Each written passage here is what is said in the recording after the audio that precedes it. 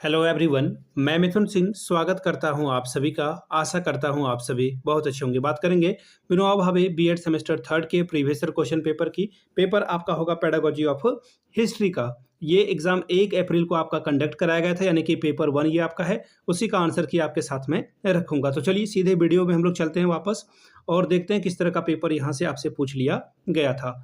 ये रहा आपका पेपर, यहाँ से आप देख पाओगे पेडागोजी ऑफ हिस्ट्री 1 का ये क्वेश्चन पेपर है। सेशन था आपका 24-26 का और 40 नंबर का ये पेपर है। 1.5 घंटे में आपको ये कंप्लीट करना था। अब बात करेंगे सेक्शन ए की। सेक्शन ए देखो आप यहाँ से ऑब्जेक्टिव टाइप के सवाल हैं कितने, 5, और हर एक करेक्ट आंसर के लिए आपको 2-2 नंबर रिवॉर्ड के तौर पर मिलेगा। The very first question is project based learning in history encourages, यानी कि इतिहास में परियोजना आधारित अधिगम किसको प्रोत्साहित करता है। देखो, रोट मेमोराइजेशन, रट कर याद करना, मैंने कहा ना, रट के याद करना, चीज़ों को अलग थलग करना, किसी को अलग कर देना, किसी को एक साथ मत लेकर चलना, ये सब गलत है। हमेशा याद रखिएगा, एग्जाम में अच्छे नंबर लाना, परीक्षा दिलाना, ये सब पर्पस नहीं होती है लर्निंग की। ये तो कटा आपका। आगे देखो, डिपेंडेंस ऑन टेक्स्ट बुक, बात किसकी की जाती है, रियल लर्निंग की। बुक से तो पढ़ना है, लेकिन रियल लर्निंग बहुत इंपॉर्टेंट है। रियल लाइफ से सीखना बहुत ज़रूरी है। रियल वर्ल्ड में कनेक्ट कराना ज़रूरी है। एक्टिविटी बेस्ड लर्निंग कराना ज़रूरी है। तो ये ऑप्शन आपका कटेगा। पैसिव लिसनिंग, चुपचाप सुनते रहना। अभी मैं लेक्चर दे रहा हूँ, आप चुपचाप सुन रहे हो, आपके मन में जो सवाल आएगा वो आपके मन में ही रह जाएगा। आप पूछ नहीं सकते हो मुझसे, क्योंकि ये लाइव क्लास नहीं है। इसलिए टू वे कम्युनिकेशन हमेशा इंपॉर्टेंट होता है। फिलहाल इसका आंसर हो जाएगा active student participation and inquiry, यानी कि छात्रों की सक्रिय भागिता और जिज्ञासा, वो सवाल भी पूछ सकें और अपनी जिज्ञासा को समाप्त कर पाएं। ऑप्शन आपका सेकंड सही होगा। जिन्होंने भी टिक किया है बिल्कुल सही किया है। Question number B, which of the following is not a method of a diagnostic assessment, निम्नलिखित में से कौन सा निदानात्मक आकलन की विधि नहीं है। ध्यान से सुनिएगा, बात किसकी हो जा रही है, डायग्नोस्टिक असेसमेंट का जो मेथड है वो नहीं है। सारे 3 हैं, एक नहीं है, ये आपको पूछा गया है सवाल में, तो इसको ध्यान में रखिएगा आप लोग।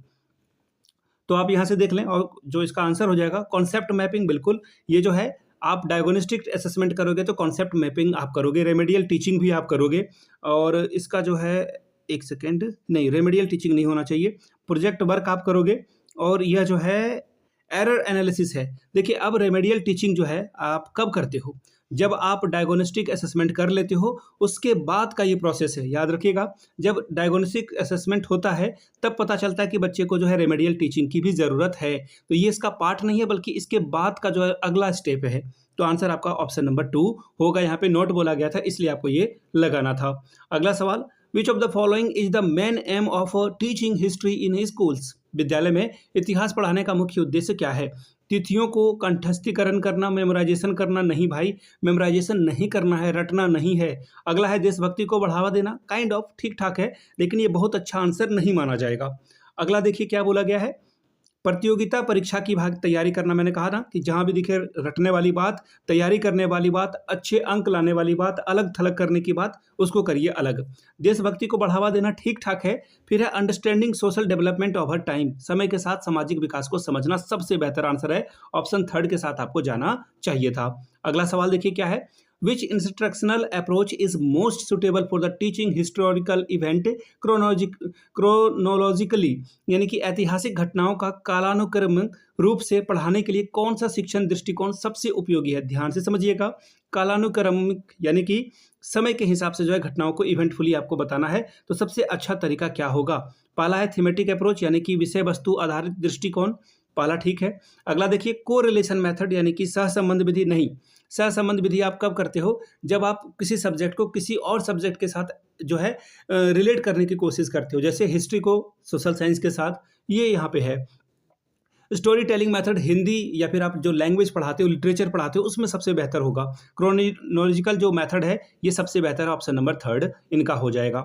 अगला सवाल, which teaching aid would be the most effective for showing ancient trade route, यानी कि प्राचीन व्यापार मार्गों को दिखाने के लिए कौन सी शिक्षण यानी कि टीएलएम जो है सबसे प्रभावशाली होगी। देखिए, पॉलिटिकल मैप दिखाओगे, पाई चार्ट दिखाओगे, या फिर हिस्टोरिकल मैप दिखाओगे, या फिर लाइन ग्राफ दिखाओगे। देखिएगा, पॉलिटिकल मैप एक्चुअल मैप नहीं होता है, ध्यान से समझिएगा।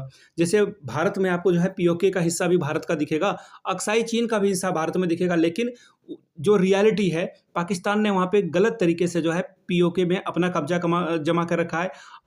और इसी तरह से स्काई चीन में जो है, यहाँ पे भी जो है चाइना ने क्या किया है, हमारे हिस्से को कब्जा कर रखा हुआ है और भारत सरकार स्ट्रांगली दोनों हिस्से को भारत का हिस्सा मानती है। तो ये पॉलिटिकल मैप हो गया। लेकिन आप चीज़ों को अच्छे से पढ़ाना चाहते हो, ट्रेड रूट दिखाना चाहते हो, तो वो सबसे अच्छा है कि आप हिस्टोरिकल मैप का इस्तेमाल करो।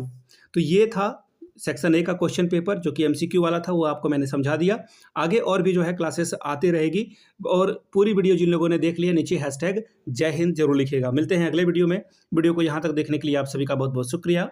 Have a good day.